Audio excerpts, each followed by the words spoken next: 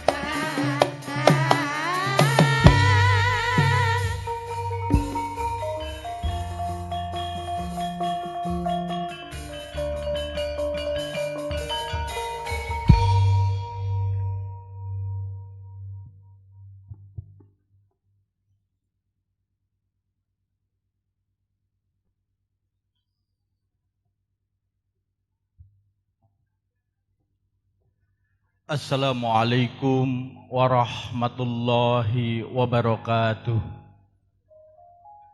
Alhamdulillahilladzi hadana lihada wa ma kunna linahtadiya laulan hadanallah. Ashhadu an la ilaha illallah wahdahu la syarikalah wa ashhadu anna Muhammadan abduhu wa rasuluh. Allahumma sholli ala Muhammad wa ala alihi wa sahbihi wa mawalah. A'udzu billahi minasyaitonir rajim. Bismillahirrahmanirrahim. Wa min ayatihi an khalaqalakum min anfusikum azwajan litaskunu ilaiha wa ja'ala bainakum mawaddatan wa rahmah.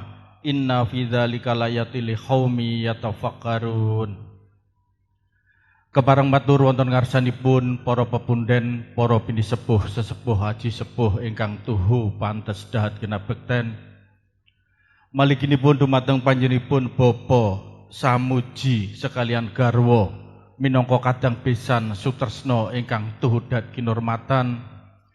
Langkung-langkung panjenenganipun Bapa ingkang piniji minangka tinalangi basa saking kadang pisan sutresna nuninggih Bapa Sucipta ingkang tuhudat kinurmatan. Sumrambahing para rawuh, para lenggah kakung hamiwah putri ingkang winanto ing suka basuki. Hangembani wuwus karsanipun Bapa Tri Wahyudi sarjana ekonomi sekalian garwa bilih ing wanci rahina punika kawula ingkang piniji kepareng matur wonten ngarsanipun kadang pisan sutresna. Menggah purwaken ngatur sumangga pepanggihan ing wanci rahina punika sumangga langkung rumiyin sesarengan kawula dherekaken tansah ngatah-ngatahaken anggen kita syukur wonten ngarsa dalem Allah Subhanahu wa taala. Keranten nikmat ingkang pun paringaken alhamdulillah kula saha para panjenengan sami tasih dipun keparengaken dening Allah makempal muajahah wonten salebeting pahargyan walimatul urus ing wanci rahina punika kanthi lulus raharja. Dumateng kadang pisan sutresna ingkang tuhudat kinurmatan bilih sowan kula mriki ingkang angka setunggal nuninggih kepareng silaturahmi saha tuwi kawulujengan kadang pisan sumrambahing warga ageng ing laladan mriki. Jangkep ingkang angka kalih nun nggih kepareng ngaturaken salam saha taklim saking keluarga ageng Bapak Triwahyudi sarjana ekonomi sakulawangsa katur kunjuk wonten ngarsanipun Bapak Samuji sakulawangsa kanthi atur Assalamualaikum warahmatullahi wabarakatuh. Jangkep ingkang salajengipun nun nggih nglajengaken punapa ingkang dados golong giling rembak antawisipun panjenenganipun Bapak Triwahyudi sarjana ekonomi saklawangsa punapa dene Bapak Samuji saklawangsa anggenipun kepareng ngijabaken putra saha putrinipun. Gegandengan sampun sami sarembak, sampun sami sarujuk. Alhamdulillah kalawa enjang anak kula sampun nglampahi upacara ingkang sakral nun inggih akad nikah. Sepindah malih saking keluarga ageng Bapak Triwahyudi ngaturaken ageng panuwun ingkang datan pepindhan. Ingkang salajengipun ing wanci rahina punika kawula kepareng nyuwanaken saha maringaken anak kula pinanganten kakung punama Bagus Lukman Yuda Wicaksana ingkang badhe pun pahargya kaliyan Dyah Kusumaning Ayu Yulfira Septia Ningrum. Atmaja pawestrinipun Bapak Samuji Sarimbit ingkang pidelem saking laladan Beji Poncol Plangkrongan Magetan Jawa Timur. Kanthi atur bismillahirrahmanirrahim anak kula sewanaken wonten ngarsanipun Kadang Besan Sutrisno. Babagan upacara pahargyan prasaja ngari kalenggan punika sedaya kula sumanggaaken wonten ngarsanipun Kadang Besan. Saking keluarga ageng Bapak Triwahyudi namung saged tumpun dedonga. Mugi-mugi pahargyan prasaja ngari kalenggan punika tansah lumampah kanthi gangsar, lancar wilujeng boten wonten halangan satunggal punapa. Punapa dene pinanganten Sarimbit dados jodoh ingkang lestantun, widodha ing saklami-laminipun manggihana keluarga ingkang sakinah mawaddah warahmah tansah pikantuk barokah saking Allah Subhanahu wa taala. Lan ugi anggen kula nyuwanaken anak kula pinanganten kakung ugi kepareng ngaturaken menggah syarat sarana miwah upakarti jejak ngeping palakrami. Ingkang wujudipun inggih arupi redana, boga, sanggan saha majemuk ingkang sampun wonten wujudipun punapa dene busana kangge pinanganten putri sak pengadeg. Sedaya kula aturaken wonten ngarsanipun Kadang Besan mugi pun tampi kanthi raos suka saha renaning manah. Lan ugi anggen kula sowan sak rombongan saking keluarga ageng Bapak Triwahyudi.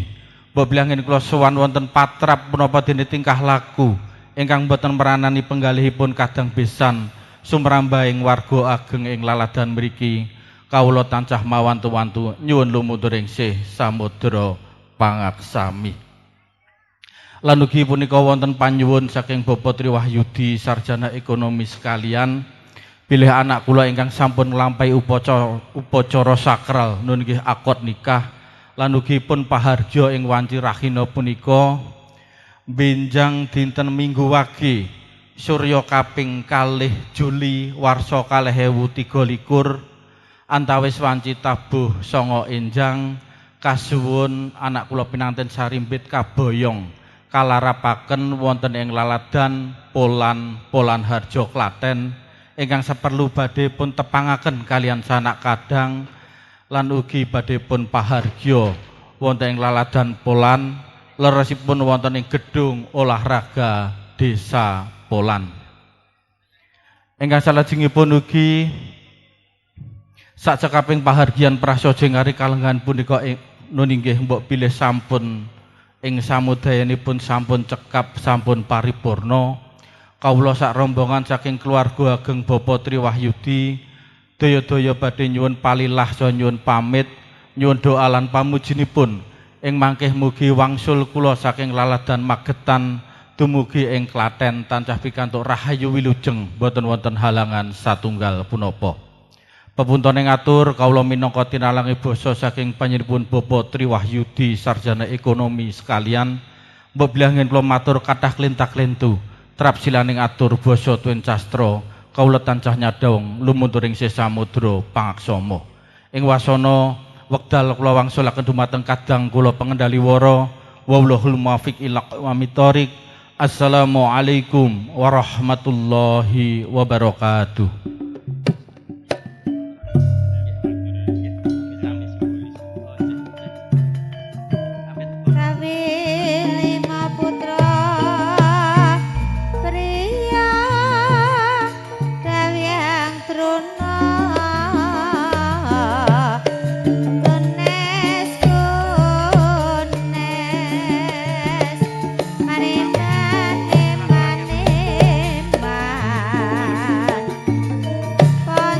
Monggo Bapak Sumadji Sarbit Garwa Katoran Mandap menika saperlu anampi bukan serasan sumbangan Mas sesane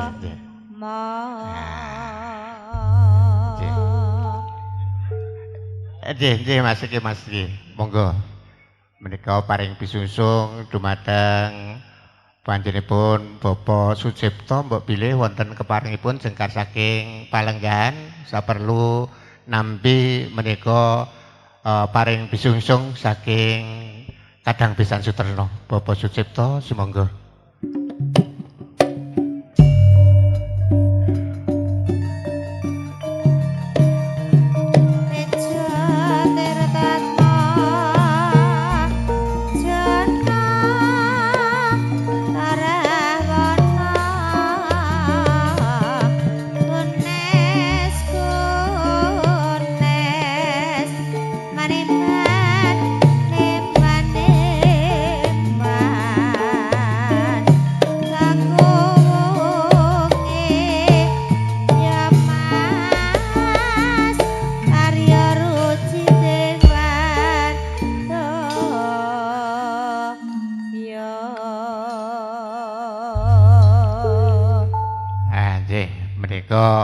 Paring pisungsung saking Kadang Pisan Sutresno katur panjenenganipun Bapak Sumadji Dalasan Garwa ingkang harupi busana agemanipun Pinangan Yen Putri Dalasan Dranjang Limpit Peni isinipun menapa menika panjenenganipun ingkang nyaosaken ingkang marangaken boten mangertos. Mbok bilih menika redana cacahipun pinten nggih mboten mangertos ingkang baku peparing menika minangka tandha tresna saking Kadang Pisan Sutresno mugi saged ndamel entengipun Bapak Sumadji anggenipun netepi darmaning sepuh. Bapak Sumadji Bapak Sucipto langsung kemawon kersane wonten mriki mboten napa-napa nggih. Nggih langsung menika atur wigati panampi pasrah saking panjenenganipun Bapak Sumadji nggih samuji nggih menika badhe dipun tindakaken panjenenganipun Bapak Sucipto. Bapak Sucipto kunjuk monggo.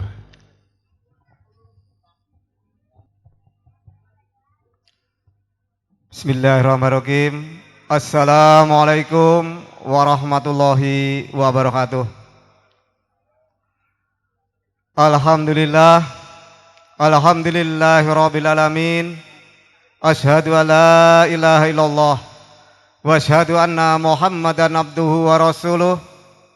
Allahumma shalli ala sayyidina Muhammadin wa ala alihi wa sahbihi wa tabi'ina ila yaumiddin amma ba'd. Para pinisepuh, pepunden sepuh, aji sepuh ingkang sampun kebak ing kaweruh ingkang tansah kala bekteni, para alim ulama, para kiai, para santri, para hajah, para haji ingkang rinten kelawan dalu tansah sumanding kalian kitab suci ingkang tansah kala taati sedaya dawuh saha pangandikanipun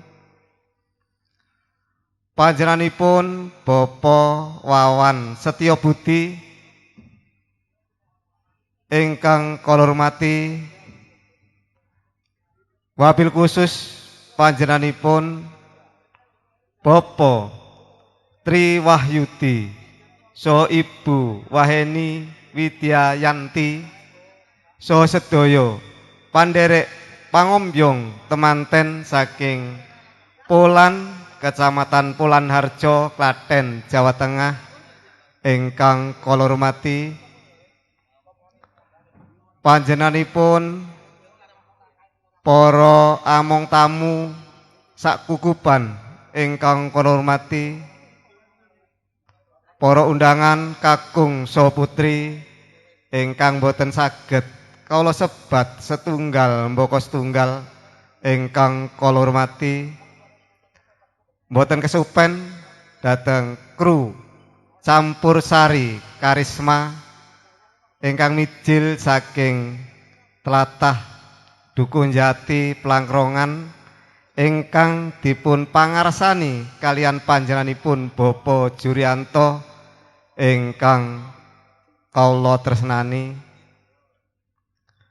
Boten kesupen malih dhateng sedaya perangkat Polan Harjo ingkang kula wau kula mireng sedaya perangkatipun nderek sowan dhateng griyanipun anak kula Samuji menika ingkang kula hormati, nggih mboten klentu ingkang kagungan hajat nggih menika ingkang dipun dherekaken Nak Lukman nika panjenenganipun Bapak Lurah Tri Wahyudi, nggih mboten lepat upami sedaya perangkatipun nderek rawuh wonten rompok mriki.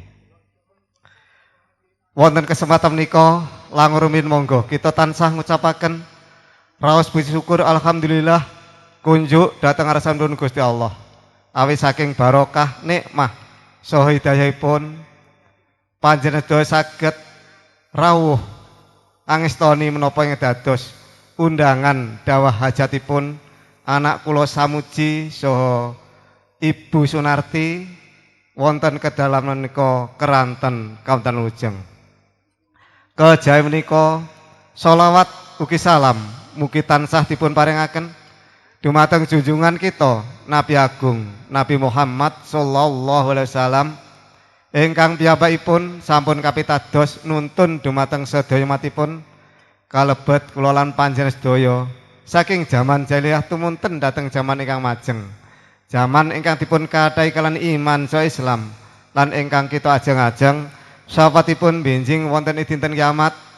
Mugi-mugi kula lan panjenengan sedaya kagolong dados umatipun ingkang sae kanthi pangajab wilujeng pidunya wal akhirah. Allahumma amin.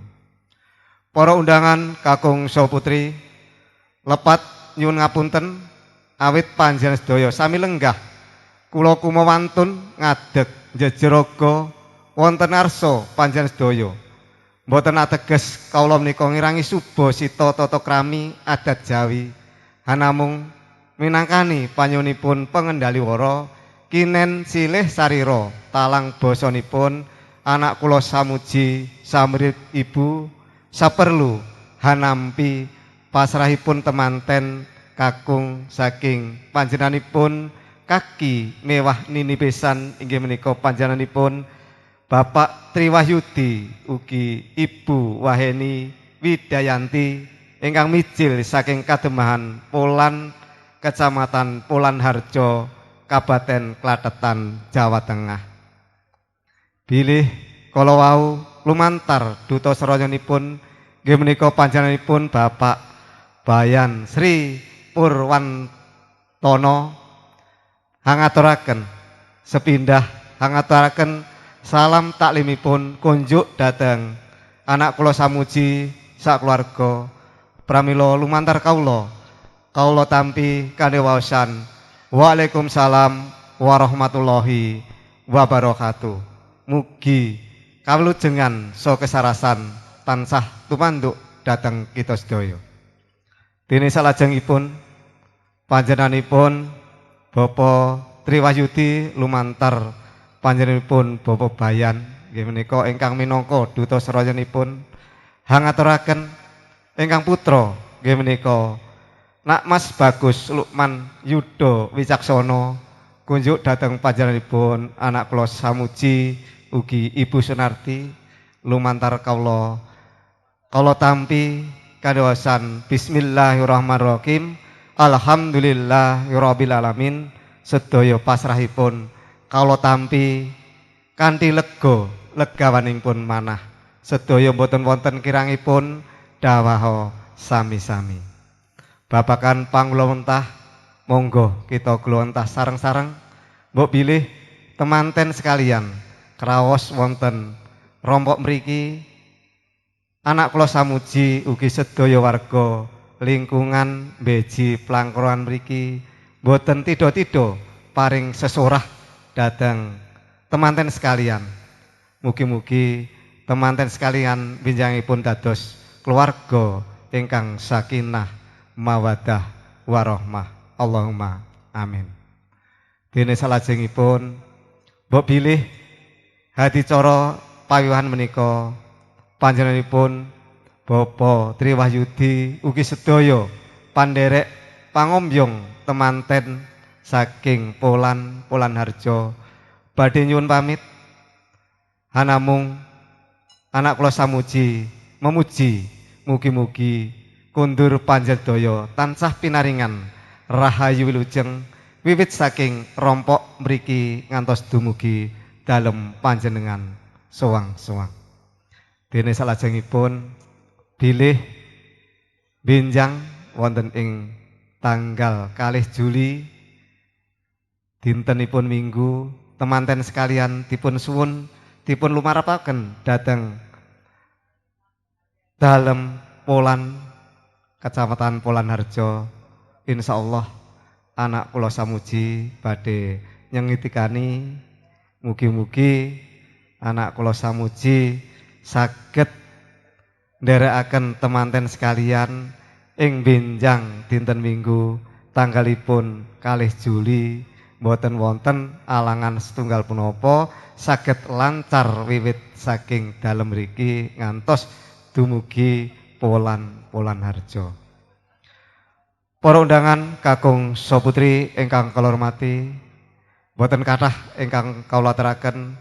Mbok bilih wonten sedaya klepatan anggen kula matur purwa madya hingga wusana. Kawula nyuwun ngapunten ingkang kathah. Akhiripun wassalamualaikum warahmatullahi wabarakatuh.